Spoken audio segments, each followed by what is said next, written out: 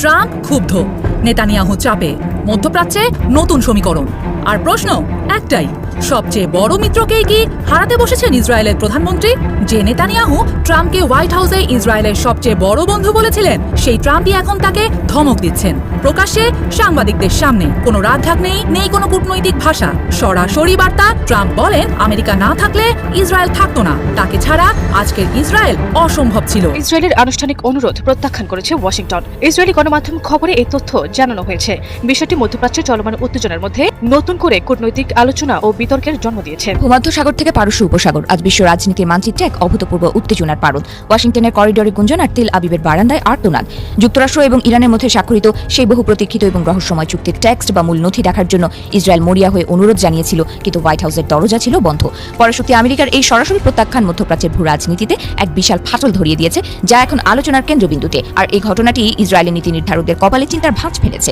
তাদের প্রশ্ন, যে চুক্তির প্রভাব তাদের অস্তিত্বের উপর পড়তে পারে, তা থেকে তাদের কেন দূরে রাখা হচ্ছে? দর্শকদের অনুরোধ করব, একটা মুহূর্ত না টেনে সম্পূর্ণ ভিডিওটি মনোযোগ সহকারে দেখতে থাকুন। আমরা বেশি কথা না বাড়িয়ে সরাসরি দেখে আসব কাঙ্ক্ষিত সব ভিডিওগুলো। তবে তার আগে বলবো, যারা প্রতিনিয়ত আপডেট খবর দেখতে চান তারা অবশ্যই আমাদের ইউটিউব চ্যানেলটি সাবস্ক্রাইব করে পাশের বেল আইকন অন করে দিবেন পরবর্তী ভিডিওর আপডেট সবার আগে দেখার জন্য। আর যারা আগে থেকেই সাবস্ক্রাইব করে রেখেছেন তাদেরকে অসংখ্য অসংখ্য ধন্যবাদ। দর্শক, আপনারা কি কোন জায়গা থেকে ভিডিওটি দেখছেন অবশ্যই কমেন্ট করে জানিয়ে দিবেন। চলুন দর্শক, ভিডিওটিতে আমরা একটি লাইক দিয়ে ধারাবাহিকভাবে সব ভিডিওর আলোচনা দেখে আসি। ট্রাম্প ক্ষুব্ধ, নেতানিয়াহু চাপে, মধ্যপ্রাচ্যে নতুন সমীকরণ। আর প্রশ্ন একটাই, সবচেয়ে বড় মিত্রকেই কি হারাতে বসেছেন ইসরায়েলের প্রধানমন্ত্রী? যে নেতানিয়াহু ট্রাম্পকে হোয়াইট হাউসে ইসরায়েলের সবচেয়ে বড় বন্ধু বলেছিলেন, সেই ট্রাম্পই এখন তাকে ধমক দিচ্ছেন প্রকাশ্যে সাংবাদিকদের সামনে। কোনো রাগঢাক নেই, নেই কোনো কূটনৈতিক ভাষা, সরাসরি বার্তা। লেবানন ইস্যুতে আরও দায়িত্বশীল হতে হবে। এরপর আসে আরো বড় বিস্ফোরণ। ট্রাম্প বলেন, আমেরিকা না থাকলে ইসরায়েল থাকতো না, তাকে ছাড়া আজকের ইসরায়েল অসম্ভব ছিল। বার্তাটা স্পষ্ট, খুবই স্পষ্ট। তিনি মনে করিয়ে দিচ্ছেন কে সবচেয়ে বড় মিত্র আর বড় শক্তি। কিন্তু হঠাৎ এত ক্ষোভ কেন? ট্রাম্প আসলে এখন মরিয়া এক লক্ষ্যে, ইরান যুদ্ধের ইতি, একটি বড় চুক্তি। ঠিক তখনই লেবানন সীমান্তে ইসরায়েল ইরানপন্থী সামরিক গোষ্ঠীর মধ্যে সংঘর্ষ আর হামলা, নতুন প্রতিশোধ, নতুন অনিশ্চয়তা। ট্রাম্পের ভাষায় এই যুদ্ধ শেষই হচ্ছে না। এই পরিস্থিতি তার ইরান চুক্তির ওপর নেতিবাচক প্রভাব ফেলছে। তিনি স্পষ্ট বলেছেন, ইসরায়েলের লেবানন নীতি তাকে অখুশি করছে। কাজ যদি করতেই হয় দ্রুত শেষ করা উচিত ছিল। এখানেই শেষ নয়। ট্রাম্পের দাবি, ইসরায়েল অনেক আগেই বড় বিপদে পড়ত যদি তিনি এগিয়ে না আসতেন। এটি শুধু মন্তব্য নয়, রাজনৈতিক বার্তা, সতর্ক সংকেত। প্রতিক্রিয়ায় নেতানিয়াহু স্পষ্ট জানিয়ে দিয়েছেন, লেবানন, গাজা আর সিরিয়ায় তৈরি করা নিরাপত্তা অঞ্চল থেকে ইসরায়েল এখনই সরবে না। যতদিন প্রয়োজন থাকবে, কোনো আপোষ নয়, নয় কোনো ছাড়। এতে পরিস্থিতি দাঁড়িয়েছে অদ্ভুত এক জায়গায়। ট্রাম্প নেতানিয়াহুর বিপরীত অবস্থান, একদিকে যুদ্ধ থামানোর চাপ, অন্যদিকে যুদ্ধ চালিয়ে যাওয়ার যুক্তি, আর মাঝখানে ইরান। এখানেই সবচেয়ে বড় অস্বস্তি। ইসরায়েলের কর্মকর্তারা বলেই ফেলেছেন, ইসরায়েল যুক্তরাষ্ট্রের অধীন নয়। অর্থাৎ ওয়াশিংটন যা চাইবে তেল আবিব তাই করবে, এমন ভাবার সুযোগ নেই। কিন্তু ট্রাম্পও পিছু হটার মুডে নেই। বলছেন, ইরান কখনো পারমাণবিক অস্ত্র পাবে না, চুক্তি অনুযায়ী হরমুজ খুলে যাবে, বাজার স্থিতিশীল হবে। অর্থাৎ এই চুক্তিকে তিনি বড় অর্জন হিসেবে দেখতে চান। আর এখানেই নেতানিয়াহুর সমস্যা। ইরান ইস্যুতে নিরাপত্তা ঝুঁকি তিনি নিতে চান না, কিন্তু একই সময়ে ট্রাম্পকেও অসন্তুষ্ট করতে চান না। দুই দিক থেকেই চাপ, দুই দিক থেকেই হিসাব আর ঝুঁকি। বিবির অবস্থা যেন সত্যি স্যান্ডউইচ।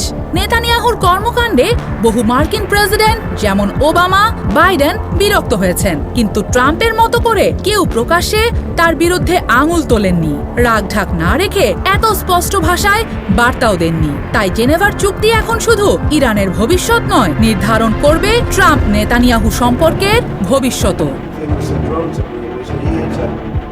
সুতরাং প্রশ্নটা এখন শুধু ইরানকে ঘিরে নয়, প্রশ্নটা হলো নেতানিয়াহুর উদ্দেশ্যে ট্রাম্পের এই কড়া বার্তা কি সাময়িক, নাকি এটি সেই সংকেত যা বলছে ওয়াশিংটন আর তেল আবিবের সম্পর্কে নতুন অধ্যায় শুরু হয়ে গেছে।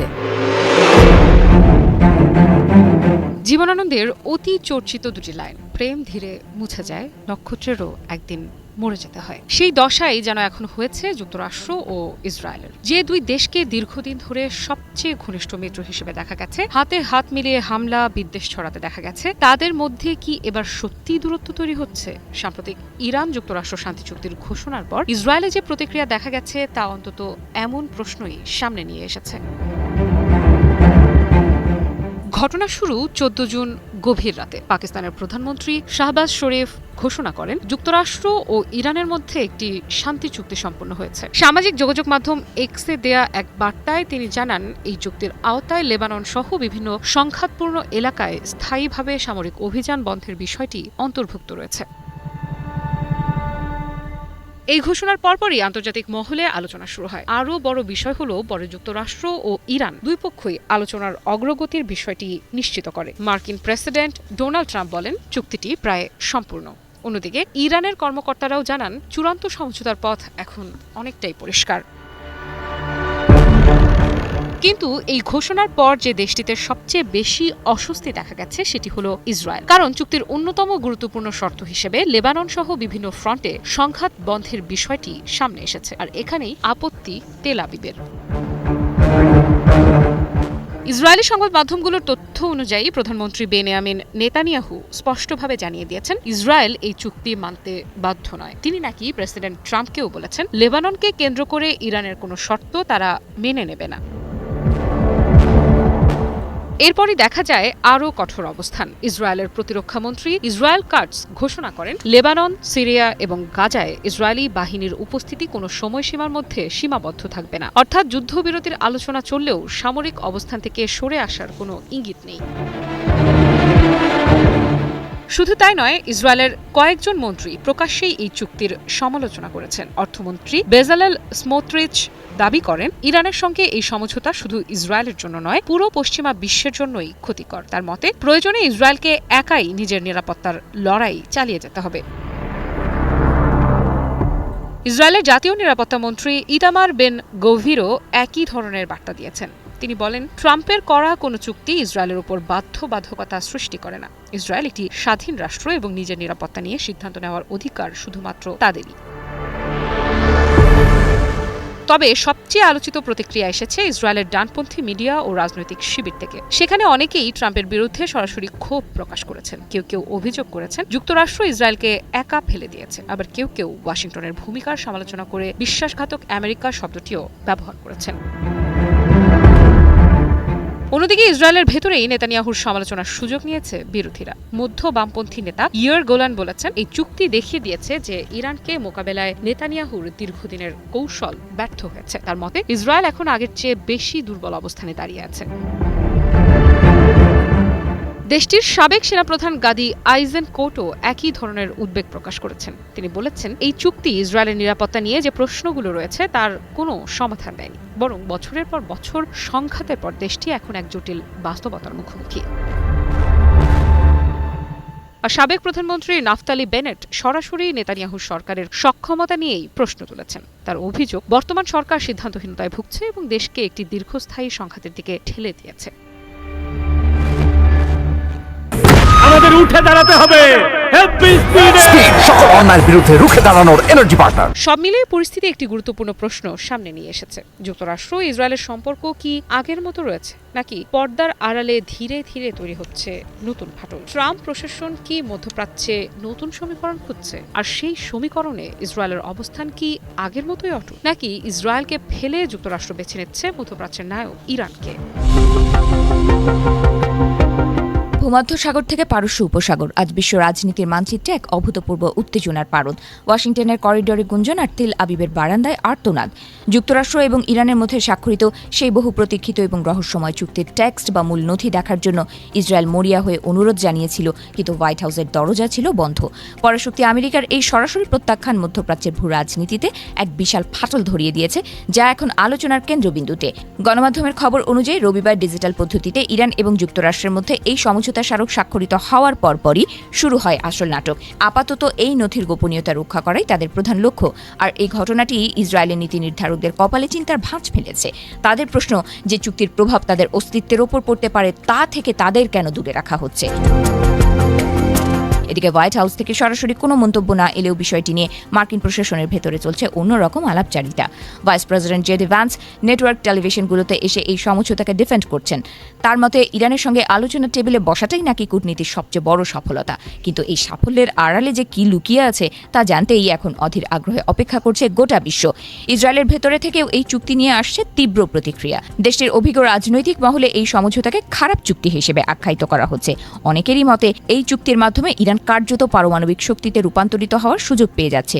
যদিও অনেক ইসরায়েলি রাজনীতিবিদ বলছেন যে আমেরিকার সাথে তাদের কৌশলগত মিত্রতা তাদের এই কঠিন বাস্তবতা মেনেই চলতে বাধ্য করছে, কিন্তু ভেতরে ভেতরে ক্ষোভের আগুন যে দাউ দাউ জ্বলছে তা স্পষ্ট।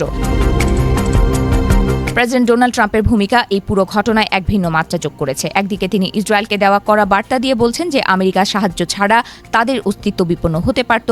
অন্যদিকে চাপে পড়ে তিনি ঘোষণা দিয়েছেন যে এই চুক্তির কপি তিনি কংগ্রেসের কাছে পাঠাবেন এবং জনসমক্ষেও প্রকাশ করবেন। তার ভাষায় তিনি হয়তো এক সংবাদ সম্মেলনে দাঁড়িয়েই এই চুক্তির প্রতিটি শব্দ পড়ে শোনাবেন, যাতে কেউ কোনো ভুল ব্যাখ্যা করার সুযোগ না পায়। সুইজারল্যান্ডের পাহাড়ি রিসোর্ট বার্জেন স্টকে আগামী শুক্রবার একটি জমকালো স্বাক্ষর অনুষ্ঠানের প্রস্তুতি চলছে। বিশ্বজুড়ে বিশ্লেষকরা বলছেন এটাই সেই মাহেন্দ্রক্ষণ যখন পারস্য উপসাগরে নৌ চলাচল থেকে শুরু করে পারমাণবিক নিরস্ত্রীকরণ পর্যন্ত সমস্ত রহস্যের জট খুলবে। ইরানও সেই চুক্তির ওপর দাঁড়িয়ে যুদ্ধের সমাপ্তি ঘোষণা করেছে, যা দীর্ঘস্থায়ী সংঘাতের অবসান ঘটার একটি ক্ষীণ আশা জাগিয়ে তুলেছে। তবে সবকিছুর পরেও প্রশ্ন থেকে যাচ্ছে, ইসরায়েলকে অন্ধকারে রেখে মার্কিন যুক্তরাষ্ট্র কি কোনো বড় ধরনের ঝুঁকি নিচ্ছে, নাকি এই নাটকীয় গোপনীয়তার পেছনে রয়েছে কোনো দীর্ঘমেয়াদী মাস্টার প্ল্যান। মধ্যপ্রাচ্যের আকাশ বাতাস এখন এই উত্তর খুঁজছে। যুদ্ধবিধ্বস্ত লেবানন থেকে শুরু করে উত্তপ্ত হরমুজ প্রণালী, সবখানেই এখন কেবল একই আলোচনা, ওয়াশিংটন আর তেহরানের এই আঁতাত শেষ পর্যন্ত স্থিতিশীলতা আনবে, নাকি অঞ্চলটিকে আরও বড় কোনো অগ্নিকাণ্ডের দিকে ঠেলে দেবে। ইরান ও যুক্তরাষ্ট্রের মধ্যে সদ্য ঘোষিত সমঝোতা স্মারক পর্যালোচনার জন্য ইসরায়েলের আনুষ্ঠানিক অনুরোধ প্রত্যাখ্যান করেছে ওয়াশিংটন। ইসরায়েলি গণমাধ্যম খবরে এই তথ্য জানানো হয়েছে। বিষয়টি মধ্যপ্রাচ্যের চলমান উত্তেজনার মধ্যে নতুন করে কূটনৈতিক আলোচনা ও বিতর্কের জন্ম দিয়েছে। ইসরায়েলের চ্যানেল 12-এর প্রতিবেদনে বলা হয়, তেল আবিব আনুষ্ঠানিকভাবে যুক্তরাষ্ট্রের কাছে সমঝোতার স্মারকটি পূর্ণ বিবেচনার অনুরোধ জানায়, তবে যুক্তরাষ্ট্র সেই অনুরোধ প্রত্যাখ্যান করে। এমনকি ইসরায়েলি কর্মকর্তারা এখনও চুক্তির পূর্ণাঙ্গ বিবরণ সম্পর্কে অবগত নন বলেও উল্লেখ করা হয় প্রতিবেদনে। চুক্তিটি ঘোষণার পর থেকে ইসরায়েলের শীর্ষ পর্যায়ে অসন্তোষ দেখা যায়। প্রধানমন্ত্রী বেনিয়ামিন নেতানিয়াহু এক সংবাদ সম্মেলনে বলেন, তিনি সমঝোতা স্মারকের বিস্তারিত বিষয় নিশ্চিত নন। একই সঙ্গে তিনি স্পষ্ট করে জানান, ইরানের সঙ্গে যুক্তরাষ্ট্রের এই সমঝোতা ইসরায়েলের নীতিগত অবস্থান পরিবর্তন করবে না। ইসরায়েলি সংবাদ মাধ্যমগুলোর খবরে বলা হয়, দেশটির নীতি নির্ধারকদের মধ্যে চুক্তি নিয়ে গভীর হতাশা বিরাজ করছে। বিশেষ করে লেবানন থেকে সেনা প্রত্যাহার এবং দেশটির সামরিক হামলা বন্ধের সম্ভাব্য শর্তগুলো নিয়ে তাদের আপত্তি রয়েছে। একটি সূত্র ইসরায়েলি গণমাধ্যমকে চুক্তিটিকে বিব্রতকর বলেও উল্লেখ করেছে। এদিকে ইসরায়েলি কর্মকর্তারা ওয়াশিংটনকে জানান, তারা নিজেদের এই সমঝোতার বাধ্যবাধকতার মধ্যে দেখছেন না। নেতানিয়াহু বলেন, ইরানের সঙ্গে এই চুক্তি ট্রাম্প প্রশাসনের সিদ্ধান্ত, তবে আমাদের নিজস্ব জাতীয় স্বার্থ রয়েছে। অন্যদিকে ইরান বারবারই বলে আসছে, যে কোনো যুদ্ধবিরতি বা সমঝোতা কার্যকর করতে হলে তা লেবানন সহ সব ফ্রন্টে প্রযোজ্য হতে হবে। তেহরানের মধ্যে ভবিষ্যতে লেবাননে ইসরায়েলি হামলা বা নতুন করে দখলদারিত্ব বাড়ানো হলে তা সমঝোতা স্মারকের লঙ্ঘন হিসেবে বিবেচিত হবে। বিশ্লেষকদের মতে ইরান যুক্তরাষ্ট্র সমঝোতাকে ঘিরে ওয়াশিংটন ও তেল আবিবের অবস্থানগত পার্থক্য ভবিষ্যতে মধ্যপ্রাচ্যের কূটনৈতিক ও নিরাপত্তা পরিস্থিতিতে গুরুত্বপূর্ণ প্রভাব ফেলতে পারে। হামলা পাল্টা হামলা, পাল্টাপাল্টি হুঁশিয়ারির পর অবশেষে শান্তি চুক্তিতে ইরান যুক্তরাষ্ট্র। বিশ্ব মিডিয়ায় ছড়িয়ে পড়ে এই বার্তা। তবুও গোপন রাখা হয় নথিতে থাকা শর্তগুলো। এবার এই তথ্য ফাঁস করল ইসরায়েলি একটি গণমাধ্যম। যুক্তরাষ্ট্র ও ইরান 60 দিনের একটি সমঝোতা স্মারক সই করেছে। এরই মধ্যে ইসরায়েলি সংবাদ মাধ্যম চ্যানেল 12 এই চুক্তির 12টি শর্ত প্রকাশ করেছে। এই শর্তগুলোর মধ্যে ইরান, যুক্তরাষ্ট্র এবং তাদের মিত্ররা লেবানন সহ সব জায়গায় সব ধরনের বৈরী বা শত্রুতামূলক আচরণ বন্ধ করবে। ইরান পরমাণু অস্ত্র তৈরি বা তা সংগ্রহ না করার ব্যাপারে তাদের প্রতিশ্রুতি পুনর্ব্যক্ত করেছে। ইরানের সমৃদ্ধ ইউরেনিয়াম মজুদ সরিয়ে ফেলার বিষয়টি সমাধান করতে মার্কিন যুক্তরাষ্ট্র ও ইরান একমত হয়েছে। যুক্তরাষ্ট্র ও ইরান ইউরেনিয়াম সমৃদ্ধকরণ এবং ইরানের পারমাণবিক চাহিদার বিষয়ে আলোচনা করবে। যতদিন আলোচনা চলবে ততদিন ইরান তার পারমাণবিক কর্মসূচিতে বর্তমান পরিস্থিতি বজায় রাখবে। চূড়ান্ত চুক্তি নিয়ে আলোচনা চলাকালীন ওয়াশিংটন নৌ অবরোধ তুলে নেবে, নতুন কোনো নিষেধাজ্ঞা দেবে না এবং এই অঞ্চলে তাদের সামরিক শক্তি আর বাড়াবে না।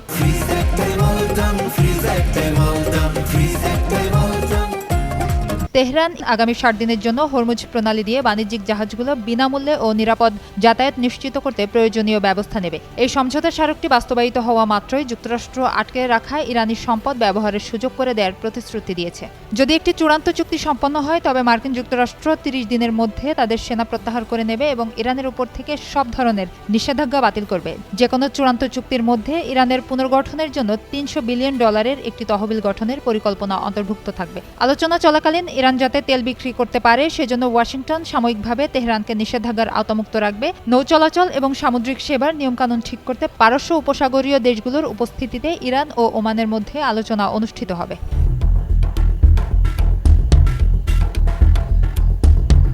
কূটনীতির টেবিলে যে সিদ্ধান্ত হলো তা যেন কোনোভাবেই মেনে নিতে নারাজ মধ্যপ্রাচ্যের আরেক গুরুত্বপূর্ণ শক্তি। একের পর এক বৈঠক, চুক্তি, আলোচনা সব পেরিয়ে যখন যুদ্ধ থামানোর ঘোষণা এলো তখনই শুরু হয়েছে নতুন বিতর্ক।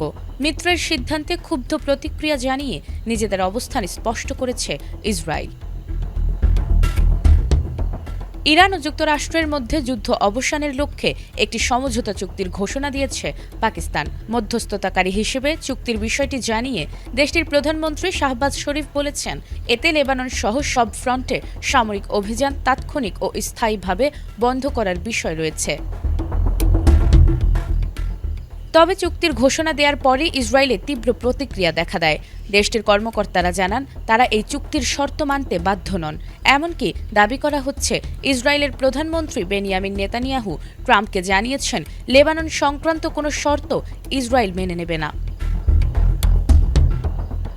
ইসরায়েলের প্রতিরক্ষা মন্ত্রী ইসরায়েল কার্চ বলেন, লেবানন, সিরিয়া ও গাজার বিভিন্ন নিরাপত্তা অঞ্চলে ইসরায়েলি সেনারা অনির্দিষ্টকাল অবস্থান করবে।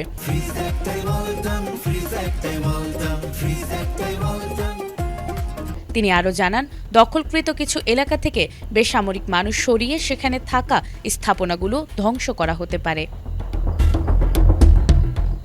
চুক্তির বিরোধিতা করেছেন দেশটির আরও কয়েকজন মন্ত্রী ও রাজনৈতিক নেতা। অর্থমন্ত্রী বেজালেল স্মোটরিচ একে ইসরায়েল ও পশ্চিমা বিশ্বের জন্য ক্ষতিকর বলে মন্তব্য করেছেন। জাতীয় নিরাপত্তা মন্ত্রী ইতেমার বেন গাভির বলেছেন, ইসরায়েল কোনো অধীন রাষ্ট্র নয় এবং অন্য কারো সিদ্ধান্তে বাধ্য থাকবে না। এদিকে ইসরায়েলি গণমাধ্যম ও বিশ্লেষকদের একাংশ যুক্তরাষ্ট্রের ভূমিকার সমালোচনা করেছেন। তাদের মতে এই চুক্তির ফলে ইসরায়েল কৌশলগতভাবে আরও একা হয়ে পড়তে পারে।